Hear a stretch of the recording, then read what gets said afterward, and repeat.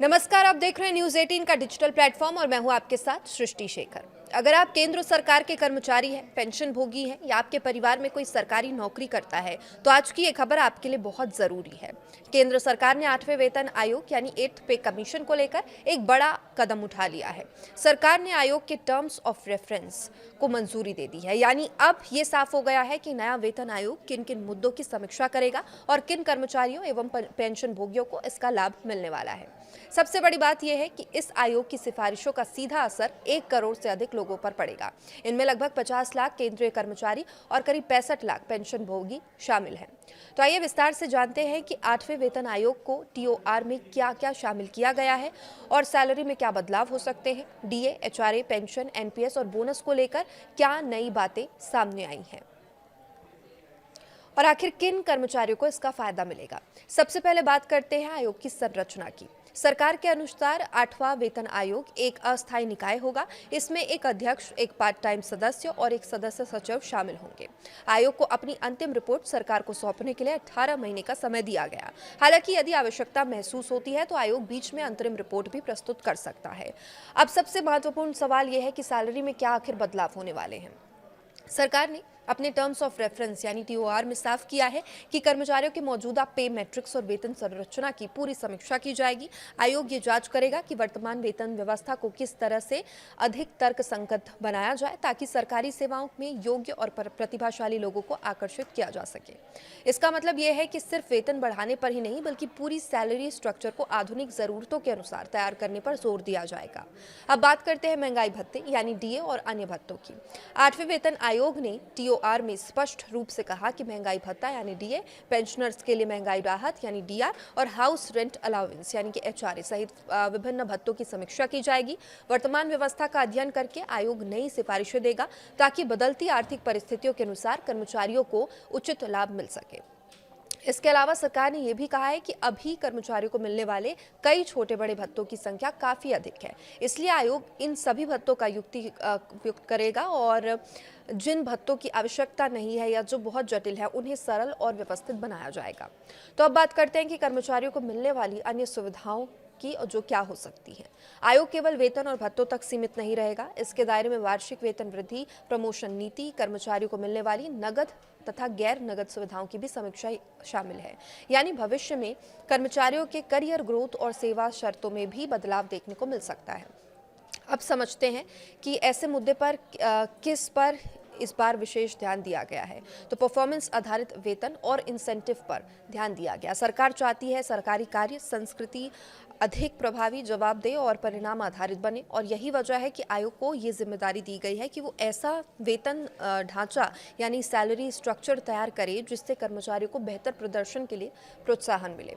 इसके अलावा वर्तमान बोनस योजनाओं की समीक्षा की जाएगी। संभावना है कि भविष्य में बोनस को केवल सेवा अवधि के बजाय कर्मचारियों के प्रदर्शन और उत्पादकता से भी जोड़ा जा सकता है। इसके अलावा उत्कृष्ट कार्य करने वाले कर्मचारियों के लिए कई इंसेंटिव स्कीम की भी सिफारिश की जाएगी जिसमें वित्तीय और प्रदर्शन आधारित दोनों प्रकार के मापदंड शामिल हो सकेंगे। अब बात करते हैं पेंशन भोगियों के लिए सबसे महत्वपूर्ण अपडेट की। 8वां वेतन आयोग पेंशन से जुड़े सभी महत्वपूर्ण पहलुओं की भी समीक्षा करेगा। अगर कोई कर्मचारी राष्ट्रीय पेंशन प्रणाली यानी एनपीएस या यूनिफाइड पेंशन प्रणाली यानी कि यूपीएस के अंतर्गत आता है तो उसके लिए डेथ कम रिटायरमेंट ग्रेच्युटी के नियमों की समीक्षा की जाएगी और आवश्यक बदलाव सुझाव जाएंगे। और वही कर्मचारी एनपीएस या यूपीएस के दायरे में अगर नहीं आते तो उनके लिए भी मासिक पेंशन और ग्रेच्युटी की समीक्षा की जाएगी। इतना ही नहीं, आयोग बिना अंशदान वाली पेंशन योजनाओं की वित्तीय लागत का भी आकलन करेगा ताकि सरकार भविष्य की वित्तीय जिम्मेदारियों का सही अनुमान लगा सके। अब सवाल यह है कि आयोग अपनी सिफारिशें किन आधारों पर देगा। सरकार ने टीओआर में साफ कहा है कि आयोग केवल कर्मचारियों के हितों को नहीं देखेगा बल्कि देश की आर्थिक स्थिति को भी ध्यान में रखेगा। सबसे पहले आयोग ये सुनिश्चित करेगा कि नई वेतन व्यवस्था लागू होने से सरकार के वित्तीय संसाधनों पर अत्यधिक बोझ न पड़े। साथ ही ये भी देखा जाएगा कि वेतन और पेंशन में वृद्धि के बाद भी विकास परियोजनाओं और जन कल्याणकारी योजनाओं के लिए पर्याप्त बजट उपलब्ध रहे। और एक और महत्वपूर्ण पहलू ये है कि आयोग राज्य सरकारों पर पड़ने वाले प्रभाव का भी अध्ययन करेगा। आमतौर पर केंद्रीय वेतन आयोग की सिफारिशों के बाद कई राज्य सरकारें भी अपने कर्मचारियों के लिए समान व्यवस्था लागू करती हैं। इसलिए राज्यों की वित्तीय स्थिति का मूल्यांकन भी इस प्रक्रिया का हिस्सा होगा। इसके अलावा आयोग सार्वजनिक क्षेत्र के उपक्रमों यानी कि सीपीएसयूज और निजी क्षेत्रों में मिलने वाले वेतन सुविधाओं और कार्य परिस्थितियों की तुलना भी करेगा, ताकि सरकारी कर्मचारियों के लिए एक संतुलित और प्रतिस्पर्धी वेतन ढांचा तैयार किया जा सके। अब जानते हैं कि आखिर किन कर्मचारियों को 8वें वेतन आयोग का लाभ मिलेगा। इसकी सिफारिशें केंद्र सरकार के विभिन्न विभागों और एजेंसियों के कर्मचारियों पर लागू होगी। इनमें औद्योगिक और गैर औद्योगिक केंद्रीय कर्मचारी शामिल हैं। अखिल भारतीय सेवाओं के अधिकारी भी इसके दायरे में आएंगे और सशस्त्र रक्षा बलों के कर्मचारी भी इससे लाभान्वित होंगे। केंद्र शासित प्रदेशों के कर्मचारी भी आयोग की सिफारिशों के पात्र होंगे। भारतीय लेखा परीक्षा और लेखा विभाग के अधिकारी कर्मचारी भी इसमें शामिल हैं। संसद के अधिनियमों के तहत स्थापित नियामक निकायों के सदस्य कर्मचारी, हालांकि भारतीय रिजर्व बैंक इससे बाहर रहेगा। इसके अलावा सुप्रीम कोर्ट के अधिकारी कर्मचारी, केंद्र शासित प्रदेशों द्वारा वित्त पोषित हाई कोर्ट के कर्मचारी तथा केंद्र शासित प्रदेशों की अधीनस्थ अदालतों के न्यायिक अधिकारी भी इस आयोग के दायरे में शामिल किए गए। अब सबसे बड़ा सवाल, क्या कर्मचारियों की सैलरी में भारी बढ़ोतरी होगी?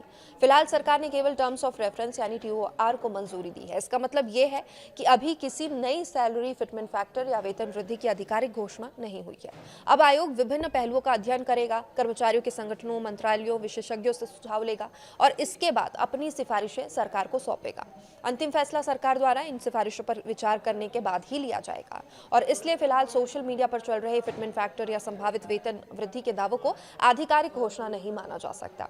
तो कुल मिलाकर 8वें वेतन आयोग का दायरा केवल वेतन वृद्धि तक सीमित नहीं है। इसमें salary structure, DA, DR, HRA, कुछ और भत्ते, प्रमोशन, वार्षिक वेतन वृद्धि, प्रदर्शन आधारित bonus, incentive, NPS, UPS, pension, gratuity, कर्मचारियों की कार्य संस्कृति जैसे महत्वपूर्ण सब्जेक्ट्स या विषय है वो भी शामिल किए गए हैं। यदि आयोग समय पर अपनी रिपोर्ट देता है और सरकार उसकी सिफारिशों को मंजूरी देती है तो आने वाले समय में केंद्रीय कर्मचारियों और पेंशन भोगियों के लिए वेतन एवं सेवा शर्तों में बड़े बदलाव देखने को मिल सकते हैं। फिलहाल सभी की नजरें अब 8वें वेतन आयोग की आगामी बैठकों और उनकी अंतिम सिफारिशों पर टिकी हुई है। तो ऐसे ही महत्वपूर्ण सरकारी अपडेट्स और वेतन आयोग से जुड़ी, सरकारी कर्मचारी और पेंशन से जुड़ी सबसे बड़ी और सबसे पहले खबर पाने के लिए आप हमारे साथ जुड़े रहिए।